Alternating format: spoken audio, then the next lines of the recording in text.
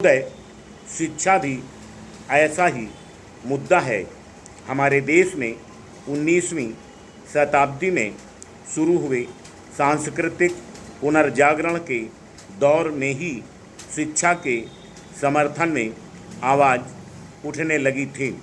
इस प्रकार सरकारी प्रयासों से पहले ही अनेक सामाजिक, सांस्कृतिक और यहाँ तक कि धार्मिक संस्थाओं ने शिक्षा के प्रसार के प्रयास शुरू कर दिए थे।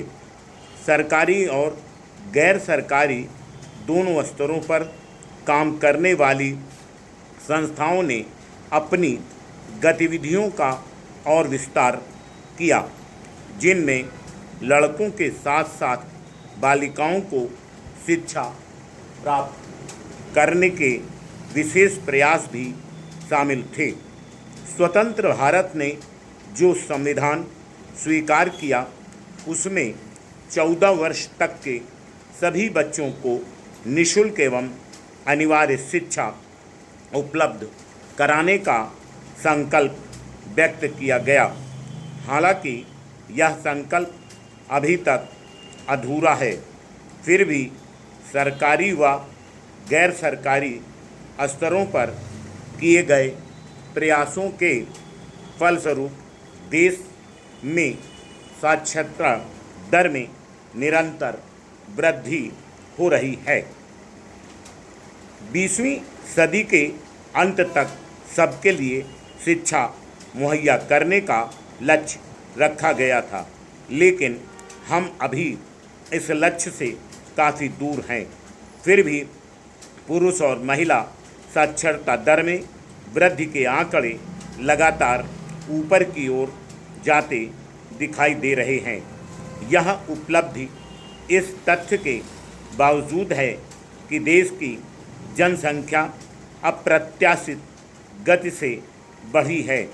यदि जनसंख्या नियंत्रण की कार्यनीति पर सही ढंग से अमल किया जाता तो साक्षरता से संबंधित आंकड़े अवश्य ही अधिक उत्साहवर्धक होते।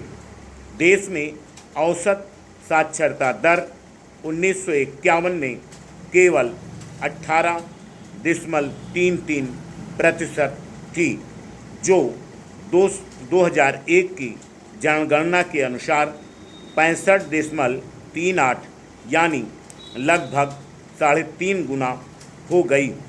इसी तरह पुरुषों की साक्षरता दर इसी अवधि में 27.16% से बढ़कर 75.87% हो गई, जो लगभग 2.5 गुना वृद्धि का द्योतक है।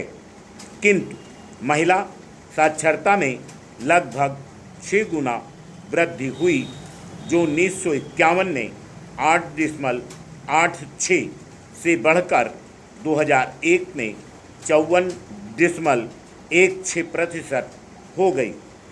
एक और उत्साहवर्धक पहलू यह है कि महिला साक्षरता की दर में पिछले दशकों के मुकाबले कहीं ज़्यादा बढ़ोतरी हुई है। साक्षरता दर में यह वृद्धि शिक्षा के प्रसार की दिशा में किए गए सुनियोजित प्रयासों का परिणाम है।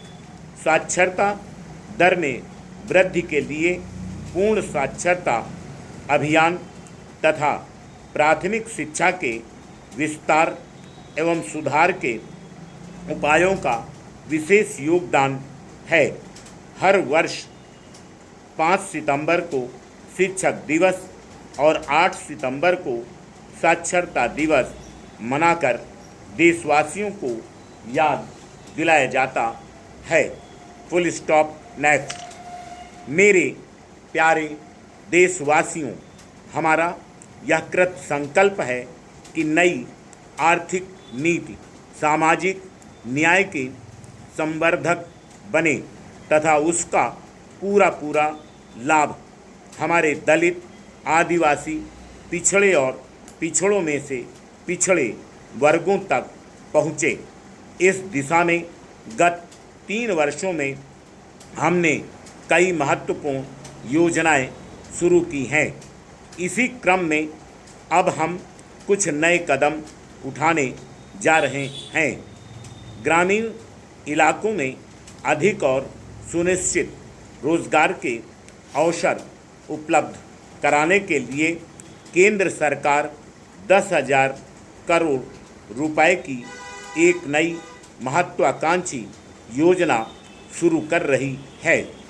केंद्र सरकार द्वारा प्रायोजित यह योजना संपूर्ण ग्रामीण रोजगार योजना होगी।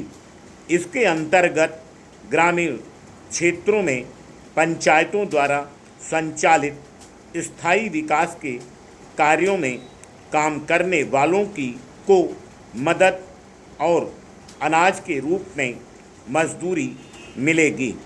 इसके लिए 5,000 करोड़ रुपए के मूल्य का 50 लाख टन अनाज राज्यों को हर वर्ष आवंटित किया जाएगा।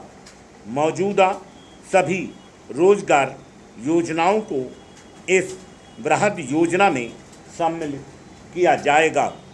इस योजना से लगभग 100 करोड़ श्रम दिन के रोजगार के अवसर उत्पन्न होंगे। हमारी अर्थव्यवस्था में एक खास विसंगति है। प्रायः समूची बचत बैंकों में जमा है। बैंक इसका पूरी तरह से विकास कार्यों में इस्तेमाल नहीं कर पा रहे हैं। दूसरी तरफ अर्थव्यवस्था के असंगठित क्षेत्रों को बैंकों की सहायता नहीं मिलती। ये असंगठित क्षेत्र हमारी अर्थव्यवस्था का 2/3 हिस्सा हैं। इस देश की ऋण वापसी की साख बड़े उद्योगों की तुलना में अच्छी है। हम असंगठित क्षेत्रों को साधन मुहैया कराने के लिए कुछ संस्थागत प्रबंध का विचार कर रहे हैं। विकेंद्रीकरण के बिना न तो विकास में तेजी संभव है, न ही इसमें जनता की भागीदारी।